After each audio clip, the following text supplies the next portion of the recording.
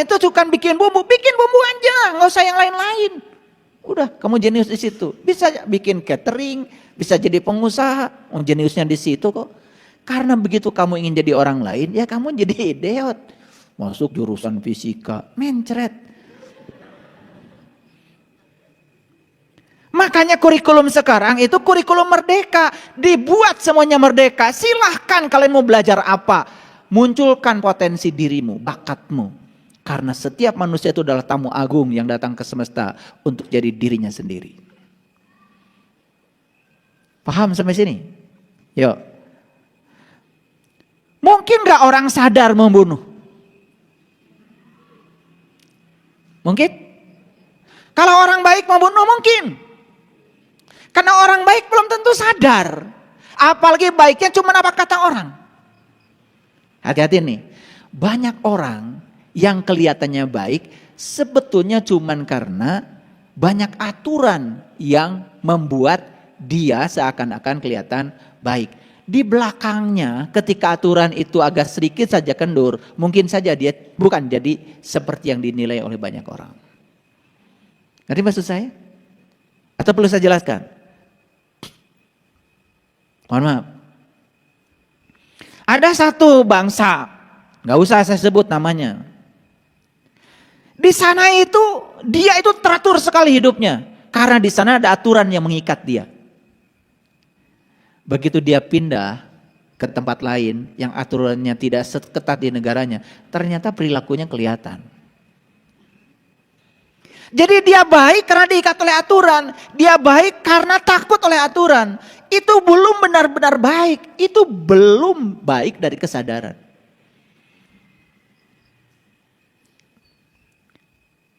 Makanya baik yang sebaik-baiknya itu adalah yang lahir dari sebuah kesadaran. Ini saya kasih tahu nih. Kalian suka mabuk gak? Mabuk, minum minuman keras, suka gak? Kalian orang baik. Kenapa kalian tidak melakukannya? Karena takut ditangkap polisi. Kalau ada orang mabuk-mabukan tangkap polisi, karena takut ditangkap polisi, maka kalian jadi baik. Baik gak itu? Sebetulnya kalian masih berangan-angan pengen minum. Betul gak? Nah. Ada gak orang yang baik, gak korupsi, apapun jabatannya gak korupsi, ada gak? Bisa jadi dia baik karena apa? Karena dia takut ditangkap KPK. Apakah itu benar-benar baik? Kayaknya kalau KPK dibubarin, aslinya keluar. Ngerti maksud saya?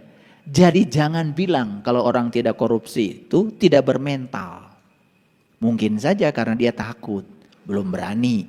Ntar udah berani latihan dulu yang kecil-kecil. Iya dong, setelah yang kecil-kecil gak ketahuan kan tiba-tiba jadi berani pada yang besar. Apakah itu baik? Makanya orang baik itu waktunya sebentar. Tapi orang sadar lama. Dia baiknya asli. Nih saya kasih tahu. Kalau kalian berbuat baik karena pengen dapat pahala, pengen dapat surga, asli gak baiknya? Asli apa palsu? Suka kalian lakukan? Nah loh.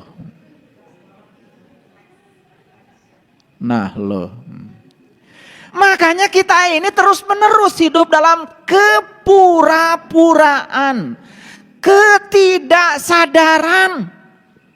Lihat saya, orang baik ketika dia memberi, dia sadar sesungguhnya dia tidak memberi. Karena yang sedang diberi adalah dirinya sendiri. Semua pemberiannya kan akan kembali pada dirinya sendiri. Bahkan dia berterima kasih pada orang lain yang mau diberi. Kenapa? Karena ada kamu. Jadi tempat untuk menyimpan kebaikan saya. Karena suatu saat akan dikembalikan kepada saya. Walaupun dia tidak berharap apa-apa, tetapi dia sadar kalau kebaikan yang dilakukan untuk dirinya sendiri lumayan sadarnya. Apakah sudah sadar betul? Belum. Kenapa belum sadar betul?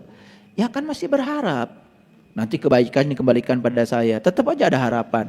Nah, yang sudah tingkatan tinggi kesadarannya, setelah memberi dia lupa. Kalian mau boro-boro melakukan kebaikan dikit saja, sudah mengharapkan tempat istimewa setelah kematian, betul? Dapat uang 100 juta baru dikeluarkan 2,5%, merasa sudah zakat. 100 juta 2,5% berapa? 2,5 juta, merasa besar karena belum pernah ngasih. Baru hari itu jadi orang soleh, betul nggak? Ya, saya jadi orang baik. Mulai ngomong di pengajian di mana-mana. Kalau dapat penghasilan, zakat dong seperti saya. Padahal nggak sekali-kalina zakat nanti. Nah inilah saya ingin bicara pada kalian semua. Mari kita berhenti menjadi orang yang berpura-pura baik. Sebetulnya kita tuh nggak sadar. Ini maksud saya. Yuk kita teruskan dulu. Ada nggak orang sadar membunuh? Nggak mungkin. Ada nggak orang yang sadar melakukan kekerasan? Nggak mungkin. Ada nggak orang yang sadar memperkosa? Nggak mungkin. Ada nggak orang sadar mencuri? Ada nggak orang sadar menyiksa? Saya kasih tahu, semua perilaku-perilaku ini terjadi karena dia tidak sadar. Bisa jadi ini dilakukan oleh orang dalam tanda kutip disebut orang baik di saat tertentu. Mungkin pernah kaget ya, tiba-tiba ada orang ditangkap polisi. Kan setiap hari saya lihat dia itu orang baik. Padahal baiknya itu karena takut oleh aturan saja. Takut hukuman masyarakat. Bukan karena sebuah kesadaran. Nih saya kasih tahu pada kalian semua. Kalian tidak akan terlahir jadi manusia baru. Sepanjang kalian belum bisa membunuh konsepsi tentang Tuhan yang dibangun oleh pikiranmu. Makanya Tuhan tidak bisa dikonsepsikan. Tuhan itu harus ditemui dan dirasakan kehadirannya langsung. Biar kita bebas dari konsepsi. Makanya sepanjang kita menuhankan dengan konsepsi. Sepanjang itu kalian hanya berpura-pura baik. Kira-kira yang semacam itu melelahkan enggak? Melelahkan atau menyenangkan? Melelahkan, tapi senang. Terus aja di pusaran itu yang gak keluar-keluar. Makanya hari ini saya bicara hal yang berbahaya sebetulnya. Tetapi saya berani mengambil risikonya. Saya harus sharing pemahaman ini supaya orang sadar.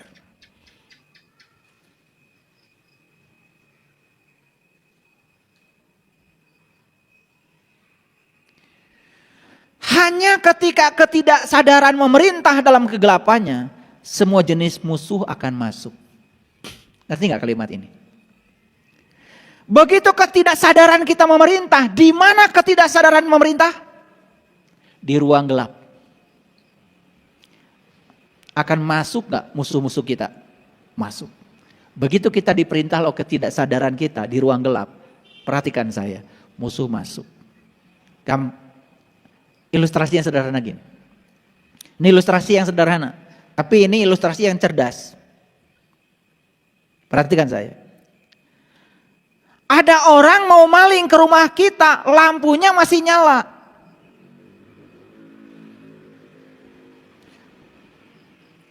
Berani gak dia masuk ke rumah kita? Gak berani. Tapi begitu lampu dimatikan, sudah gelap semua, dan dia amati, lampu yang itu aja gak pernah dimatikan, satu. Wah, sudah tidur nih. Masuk gak? Masuk. Makanya yang akan maling-maling ke rumah kita ini, rumah sejati kita ini akan datang kalau di dalamnya poek. Kalau di dalamnya lampu-lampunya mati semua, tidak ada sinar yang bersinar di dalam, belum tahu jati dirinya, tidak pernah terkena cahaya ilahi dalam dirinya, poek.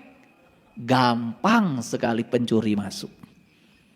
Suka kecurian kalian? Marah itu berarti kalian tercuri. Kesel itu berarti kalian tercuri. Sakit hati itu kalian tercuri.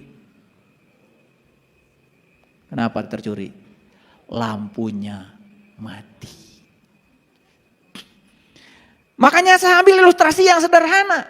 Maling saja masuk rumah kita, yang rumah kita, rumah besar kita, mikir dulu kalau lampunya masih hidup. Makanya kalau lampu di sini nih, lampu di sini sudah hidup, keren, maling gak bisa masuk. Nah ini nih, lihat. Yang lampu-lampunya masih belum hidup, gak tahu cara menghidupkan lampu dalam dirinya. Bulan redup, matahari redup, bintang gak ada, semua lampu kayak di kampung saja. Poek mongkleng buta rajin. Ya sudah, gampang dicuri. Makanya pencuri gampang masuk. Makanya orang yang sudah terang di dalam, sudah berkesadaran, pencuri pun mikir dulu kalau mau masuk sama dia. Gak akan kecurian. Ini ilustrasi yang sederhana. Tetapi ilustrasi ini sangat cerdas. Kenapa? Karena gampang membayangkannya. Kan ini kan sebetulnya hal biasa dalam hidup. Betul? Saya pernah bertanya pada seseorang. Menurut psikologi ada anekdot. Ketika kita melarang seseorang melakukan sesuatu, sebetulnya kita sedang membujuk orang itu untuk melakukannya.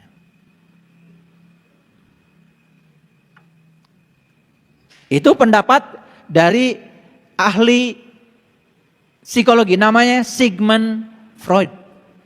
Pernah dengar nama itu? Wah, gak pernah dengar ya. Kalian kemana ya tuh? Sigmund Freud itu adalah seorang psikolog tetapi sangat spiritualis. Dia membuka semua ya hambatan-hambatan mental pada diri setiap orang. Ini pertanyaannya. Waktu Adam dan Hawa ada di surga, siapa yang melarang jangan makan buah holdi? Siapa? Bilang aja yang keras, siapa? Allah.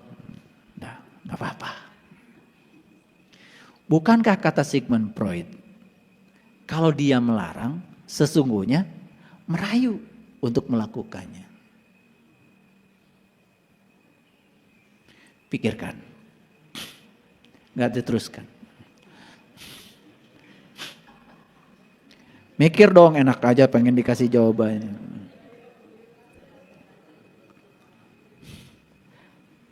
Kalian ngerti pertanyaannya sudah bagus. Apalagi kalau bisa menemukan jawabannya. Cari sendiri.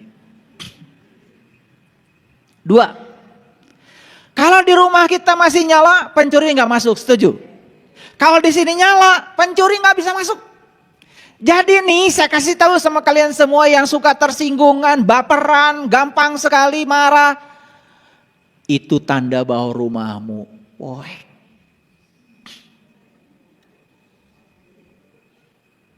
Nah sekarang rumahnya poek, gak apa-apa.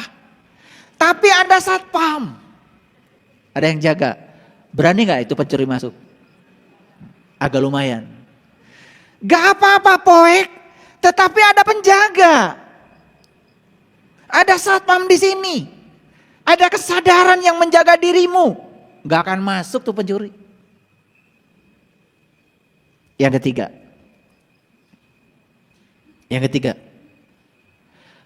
Lampu sudah mati, satpam gak ada. Tapi di rumah masih ngobrol. Ketawa-ketawa. Bisa gak pencuri masuk? Nah kalau pencuri gak mau masuk ke sini, sering ngobrol.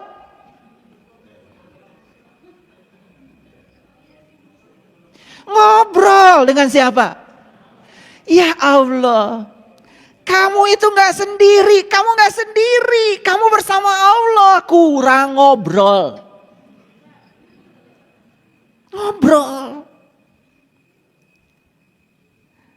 Makanya kalau ada yang mau datang ngobrol, nggak akan tercuri. Apalagi kalau tiga-tiganya lampunya nyala, satpamnya ada, selalu terjaga, ngobrol terus menerus. Keren ini, gak mungkin tercuri. Ini yang disebut dengan kesadaran.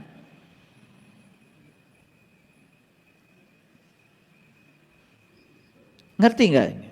Ini kuliah mahal ya, saking mahalnya gratis.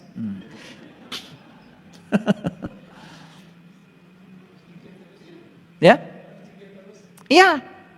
Ngobrol itu bahasa asingnya, bahasa spiritualnya adalah zikir. Tapi zikir itu bukan menyebut, zikir itu mengingat. Karena banyak yang, aduh mohon maaf ya, disuruh mengingat malah nyebut. Kalian baca subhanallah, alhamdulillah, Allahu akbar, itu bukan zikir, itu menyebut, namanya wiridan. Kalau mengingat itu gak ada suaranya. Sekarang kalian ingat gak sama orang tua? Tuh kan gak ada suaranya. Ingat gak sekarang sama anak? Tuh kan gak ada suaranya. Ingat duit gak sekarang? Gak ada suaranya. Utang kali ingat gak sekarang? Gak ada suaranya. Ingat tuh gak ada suaranya. Yang penting kita tahu yang diingat. Ingat tuh di batin. Makanya di dalam Quran dikatakan mengingat Allah itu harus seperti kau mengingat bapakmu. Faiza qadaitu manasikakum fazkurul kazikrikum abaakum. Mengingat Allah itu harus seperti kau mengingat bapakmu. Ingat gak sama orang tua sekarang? Orang tua siapa? Lah orang tuamu. Saya gak bisa ingat orang tuamu, saya ingat orang tuaku. Jangan paksa orang tua saya mengingat orang tuamu. Siapa orang tuamu? Namanya siapa? Agus. Bentar sambil tasbih dulu. Agus, Agus, Agus, Agus, Agus, Agus. Sedang apa saya? Sedang nyebut. Apakah saya berhasil mengingat Agus? Ya enggak. Yang bisa mengingat Agus cuma kamu, anaknya Agus. Yang gini saja kadang-kadang gak pernah mikir karena tidak sadar. Saya dulu waktu kecil sama bapak saya, kamu banyak-banyak